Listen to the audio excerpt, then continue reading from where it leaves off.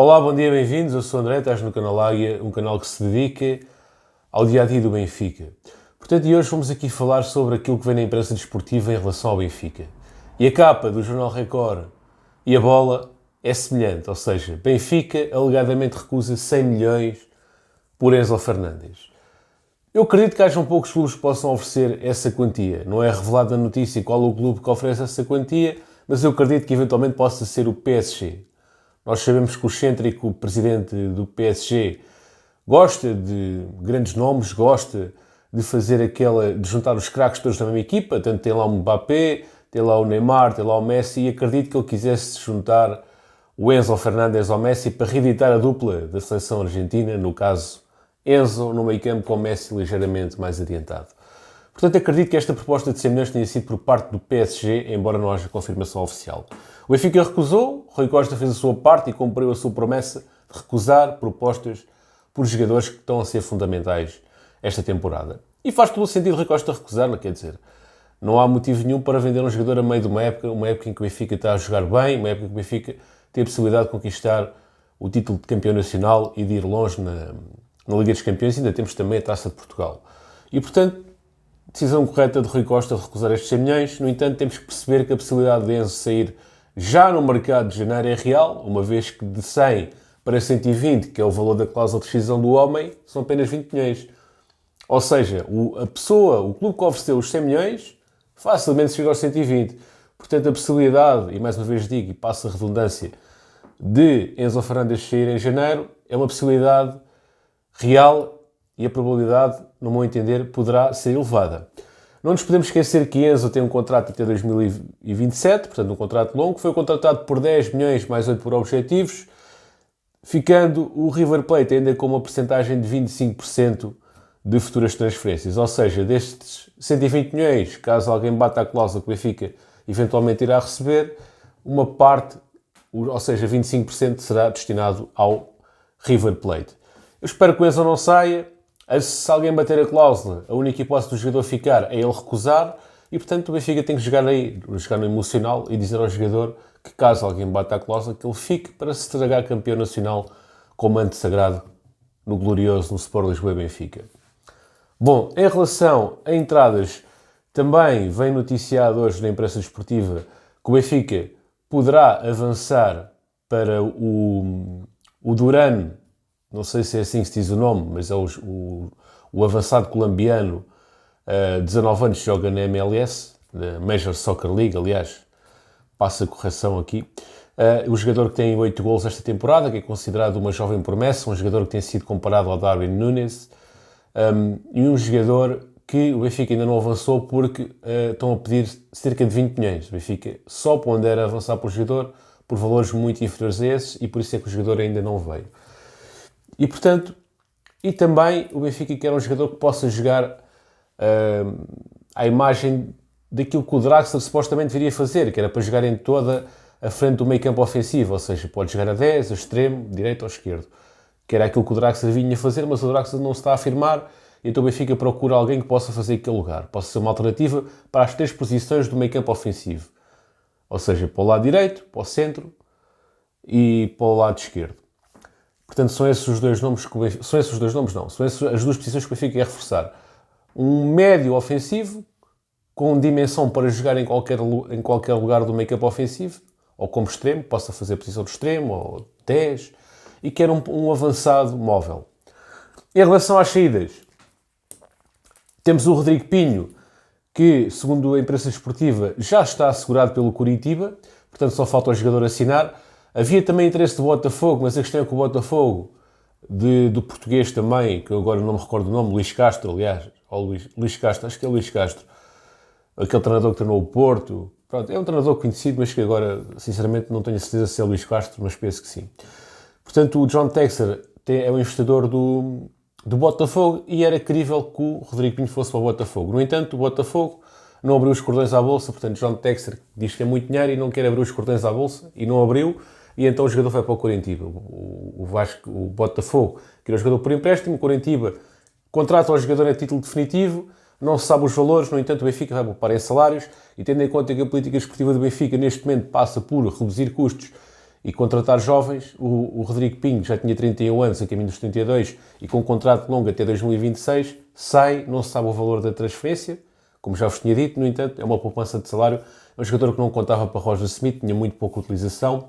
Foi contratado em 2021, na era Jorge Jesus, mas a questão é que o jogador já veio lesionado, portanto era um jogador que chegou a ser comparado a Jonas. Quando estava no Marítimo, diziam que era um jogador semelhante ao Jonas, fez boas épocas no Marítimo, mas lesionou-se no Marítimo, teve uma lesão grave e chegou ao Benfica lesionado já, porque quando o Benfica assinou com ele, ele ainda não estava lesionado. Ele estava em final de contrato, não estava lesionado, mas entretanto teve o azar de se lesionar e depois nunca se conseguiu impor este Rodrigo Pinho, que é um jogador que é elogiado pela classe média de treinadores portugueses, ou seja, treinadores que treinam equipas como Marítimo, Vitória de Guimarães, vê nele uma possibilidade.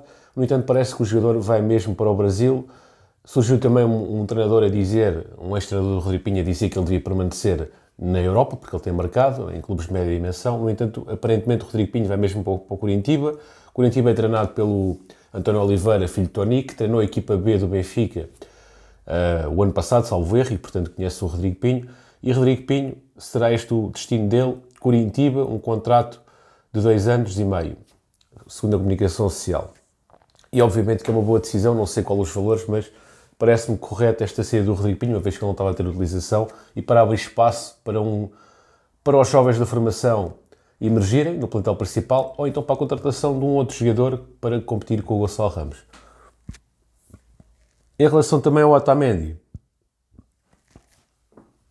o Francisco Colli, que é o diretor do River, vem mais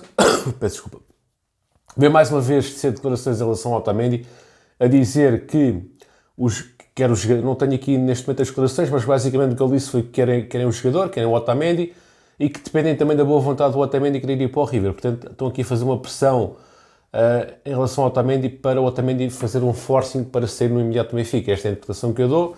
Não me parece que o Francisco tenha sucesso. O Otamendi tem contrato com o Benfica, é capitão do Benfica, e não me parece que faça qualquer sentido o jogador sair neste momento a meio da época, ainda para mais que o River não vai pagar nada, não tem dinheiro para pagar pelo Otamendi. O que o River quer era que o Benfica libertasse o Otamendi para ele ir já para o River, mas não acredito que o Benfica faça isso. E o Otamendi, nós sabemos que o clube do coração dele é o River, mas também não me parece que o Otamendi agora vá ser a meio de uma temporada para um clube argentino. Portanto, é verdade que na Argentina os campeonatos não são como os nossos, eles começam um campeonato no início do ano, nós começamos a meio dos anos, e portanto, para o River seria ideal o Otamendi entrar agora, que entraria e fazeria a pré-época no River e começaria de início. Mas para o Benfica seria mau ele ir agora e, portanto, não me parece que haja fundamento nesta vontade do Francisco Colli em ter o Otamendi neste momento. Em relação também a saídas, estes sim, o Benfica quer libertar. Gil Dias praticamente não tem utilização nenhuma. Diogo Gonçalves participou em 20 jogos, mas apenas 3 como titular. Apesar de ser um jogador que está a ter alguma influência na equipa a partir do banco, é um jogador que, segundo a comunicação social, está no mercado. André Almeida, que não foi utilizado, a não ser no amigável contra o Sevilha, também é para sair. Paulo Bernardo é para sair, mas num contexto diferente. É um jogador que tem 20 anos e que renovou recentemente o contrato com o Benfica. Poderá sair, mas por título de empréstimo, este é o objetivo do Benfica. Elton Leite jogou apenas contra o Caldas, para a Taça de Portugal, para a Taça da Liga, nem sequer foi utilizado. O jogador está descontente e quer sair. Portanto, Gil Dias, Diogo Gonçalves, André Almeida, Paulo Bernardo e Elton Leite são para sair, sendo que o Paulo Bernardo a sair é a título de empréstimo. Em relação aos centrais, também fala-se que o Benfica quer cortar centrais, portanto o Benfica tem Otamendi e António Silva como titulares, depois tem o Morato, que é um jogador que o Roger Smith gosta e que inclusivamente chegou a ser titular e o jogador do mês da Liga, no início da temporada, até o momento em que se lesionou, ele era o titular indiscutível, o Morato. Portanto, temos estes 3 centrais que são indiscutíveis. Depois, o Benfica está dependente das propostas que ofereçam. O ideal seria ser o Brooks. No entanto, se não surgir propostas pelo Brooks, o Benfica está na disposição de ouvir propostas por João Vitor e Veríssimo, que são os outros centrais do plantel. Portanto, nós sabemos que o Veríssimo chegou a ser fundamental no Benfica, mas lesionou-se e neste momento perdeu o comboio, não é? E, portanto, é um jogador que, segundo a comunicação social, caso surja uma proposta boa, pode sair. A minha opinião, o ideal seria ser o Brooks, não é? Mas, no entanto, compreendo esta necessidade de saída de centrais, uma vez que temos, de facto, um excedente de centrais. O Veríssimo, eu gosto do Veríssimo, mas no entanto também se surge uma boa proposta para um jogador que neste momento é o quarto central. João Vítor é um jogador com potencial, mas também neste momento é o quarto, quinto central. Se surgirem boas propostas, o Benfica obviamente tem que negociar. Não estou a falar de dispensar, estou a dizer boas propostas. O Brooks é um jogador já perto dos 30 anos, salvo erro. Portanto, também seria um jogador que não jogou mal os jogos que fez. Não é nenhum craque, mas também não foi por aí que o Benfica jogou pior ou melhor. Não foi por o Brooks nos jogos em que ele jogou. Portanto, o Brooks também, face à idade, também seria um jogador que, para mim, poderia sair. Aliás, seria a primeira opção a sair, seria o Brooks, não é? Dos centrais. Em relação às renovações, o João Neves renovou, portanto, o João Neves tem 18 anos, renovou, fica a ter um contrato válido até 2028, 60 milhões de cláusula de rescisão, é a nona renovação de jovens da formação do Benfica. Já renovamos com o Paulo Bernardo, com o Henrique Araújo, António Silva, Florentino Luís, Martineto, o Samuel Soares, o Morato e o Hugo Félix. Portanto, esta é a nova renovação. Portanto, o Benfica está a demonstrar que a sua tendência passa por renovar com jovens jogadores. Esta é a nova renovação, é um jogador que jogou contra o Sevilha. Os números dele pelo Benfica ainda são muito escassos, mas é um jogador que tem potencial e que pode se afirmar no médio prazo.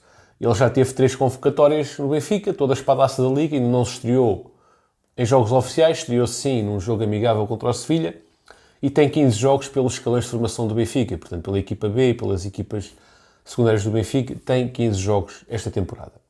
Pessoal, muito obrigado por terem assistido ao vídeo. Se têm este tipo de conteúdo, deixem gosto. Se quiserem receber os vídeos em primeira mão, subscrevam. Se quiserem apoiar o canal, apoiem. E se quiserem comparar suplementação desportiva com 10% de desconto, na Zumub é só utilizar o cupão Águia, Águia que é o nome do canal, que está na descrição do vídeo, ou então, quando finalizarem a conta, onde diz cupom promocional, é só escreverem Águia, que tem automaticamente um desconto de 10% e mais extras, mas isso dependendo também do volume da compra. Por exemplo, se a compra for superior a 30 euros, é oferecido um produto, não pagam portos de envio, portanto, mas antes de finalizarem a compra, verifiquem se está tudo válido, se tem lá os descontos todos, e depois sim finalizem a compra, caso seja o vosso interesse, obviamente.